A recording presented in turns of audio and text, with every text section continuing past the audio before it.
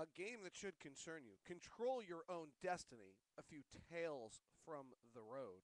What do you do when the thrill is gone? The NFL schedule and Father Time. It's all up next on Tip Off. Boom, boom, boom. Four more to go. Boom, boom, boom. Control your own destiny after tonight.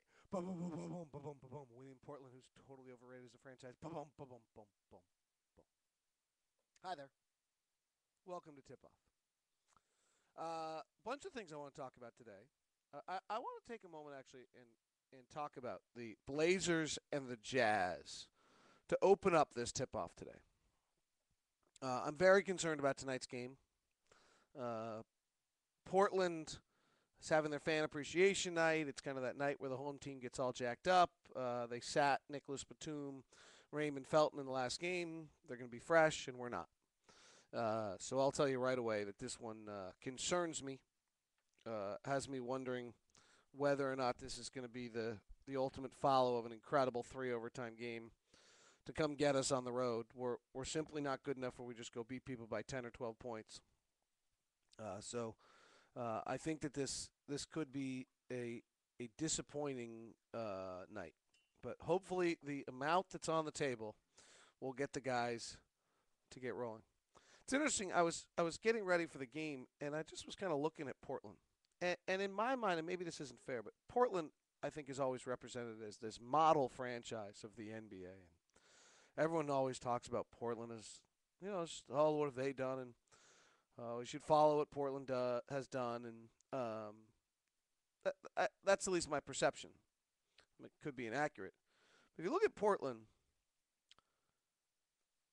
if you go all the way back to their greatest days of 91 when they beat us to get to the NBA Finals, they make the NBA Finals in 91, 92. They then go 6 straight years of going out in the first round of the playoffs.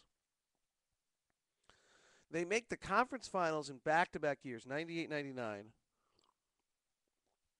and 99, 2000. They then hit the bottom. They have 3 years below 35 wins. And they have not won a playoff series since the year 2000 when they played in the conference finals. That's the model? That's who everyone's wowed by? Let's compare that to the Utah Jazz. Let's go back to 91. That's when they beat us in the NBA Finals. We proceed to go to 3 conference finals,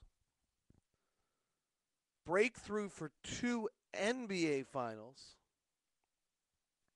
and at a similar point to them, kind of realize it's over. We have had 1 year below 35 wins. They have had 3 where they basically didn't compete, just developed. And in that same time period, since they went to the finals in 2000 and that's when John and Carl and everyone kind of let it go, we've won 4 playoff series. They've won none. So let's go back to 91, 92. So we're 21 seasons or so back. We have 2 trips to the NBA Finals. They have 1. We have 5 trips to the conference finals. They have 3. We have 1 year under 35 wins. They have 3. And since you had to pull the plug on the kind of the first version of greatness in 2000, we've won 4 playoff series. Actually, we've been 6 conference finals, by the way. We've won 4 playoff series, and they've won none. And they, in my opinion, are always thought of at a higher level and get more respect than we do. That might just be Homer crying, but I think that's a fair comment.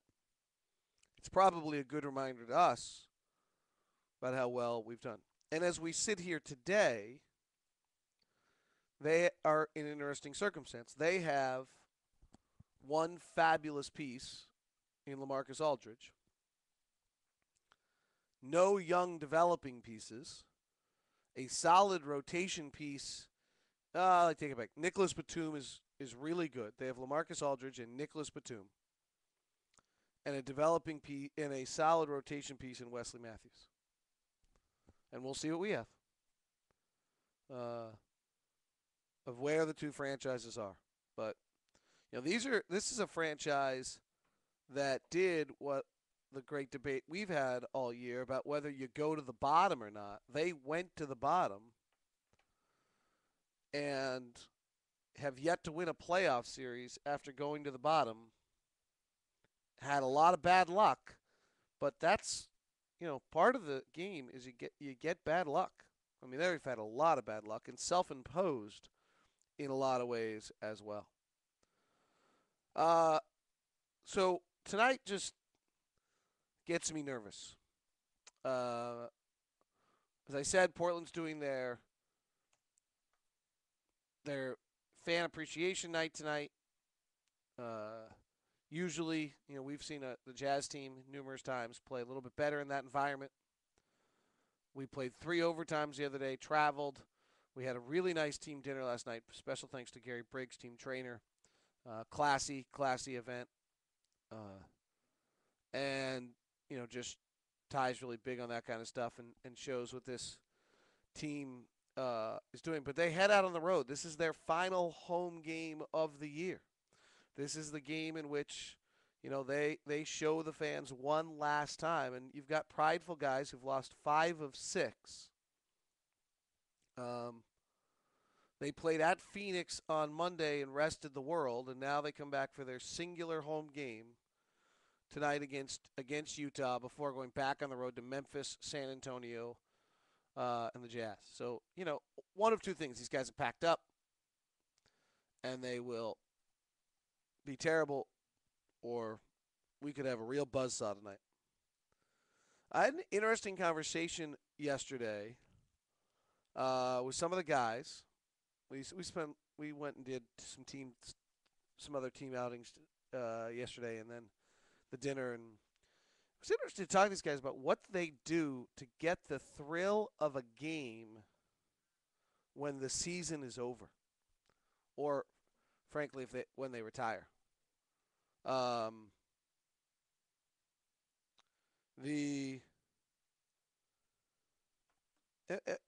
of them find it in golf, others search for others items. Some aren't sure where they're going to find it when it's really all over. Raja was saying he just plays the game. Raja just will go down to every park in Miami, every playground in New York, and play. He just loves the game and loves to play. Golf is a lot of it for these guys. The test, the thrill, the frustration of golf drives their competitive nature. Gordon obviously does the video game stuff. So it's interesting. They all are so competitive. They compete. They have such an adrenaline rush, 80 or this year 66 times a year, to be involved in these games, that trying to find the next spot and how they get that thrill and get that rush during the offseason was an interesting conversation. The other one that was really interesting was Raja and Blake Ahern were talking about trying to join teams, and Raja was going back to that part of his career and how you just never felt comfortable. And that no matter what you do, it's almost impossible to be comfortable. All right, tonight's a big night. We got to win in Portland. Phoenix plays Oklahoma City, and Dallas plays Houston. If we win, Oklahoma City beats Phoenix, and Dallas beats Houston, we will head home for 3 games with our own destiny in our hand. If we win out, we make the playoffs. That's what we're searching for here. Little Oklahoma City to beat Phoenix. Dallas to bounce back from losing to us and winning against Houston. And then if we win out, we're in. So by the end of tonight, we could control our own destiny. Keys for tonight, as I've talked about, concerned. One, we've got to play from ahead. Same thing on the road. Same thing all year. It's much more important for us than ever before. Some of our weaknesses, when we fall behind, some of our real weaknesses kick in. We've got to play from ahead. Al becomes a better player when we're ahead because some of his inefficiencies don't matter, though he was sure awesome the other night. And so, therefore, I think that's a key thing to watch. They will run the high pick and roll incessantly without a post player now. And Luke Babbitt is hitting the threes from the outside, and we got to deal with him. And I think it'll be interesting to watch size matchups. That we went big on them. This is where we found the big lineup earlier this year. They went small earlier in that game and killed us and never went back to it, which was a real coaching error by the young coach. And we'll see whether or not they try to play us small while we try to hold on, see if we can go big again. We've got 4 guys that are carrying us right now. Favors is playing well off the bench, but really, if you look at our month of April, Jefferson, Millsap, Hayward, and Harris are the 4 guys. They all played over 50 minutes. They're all averaging about 16, 17. Al's at 19. Millsap's at, I think, 18, 19. Hayward's at 17. Devin's at 16. They're all averaging 16, 17 points a game. That 4 is carrying us through everything. That 4 is going to be a little off tonight. And we've got to find out for somebody else, somewhere else, to give us a real bounce tonight. And I don't know who that's going to be. Thought or two on the NFL schedule. Fired up. I got to admit, I went to my computer, and I checked Indianapolis. I'm becoming a Colts fan. I had to go see Andrew Luck and who he will open his year against. Now, the other one for all of us is I think the amount of Bronco fans has got to suddenly jump back in. We're going to see Peyton a lot nationally. He opens against the Steelers. They're not kidding around for that one. I wonder what your thoughts are on all these Thursday games. I am a little nervous for the NFL of what they've done here. The league is so strong, there's no need to really be nervous. But the one thought I have about the NFL is I've always thought it was the easiest league to follow as a fan. That as a fan, what you had to do was ask for a hall pass on Sunday and pay attention to Monday night. And you were on. And now we have every Thursday night, basically, there's a game. And Sundays. And we open on a Wednesday. And I just wonder, I get it. They're forcing NFL Network down our throat. They want to make us buy it. If you don't have it already, you can go to our friends at Groove Satellite. Call my friends at Groove, 208-9570.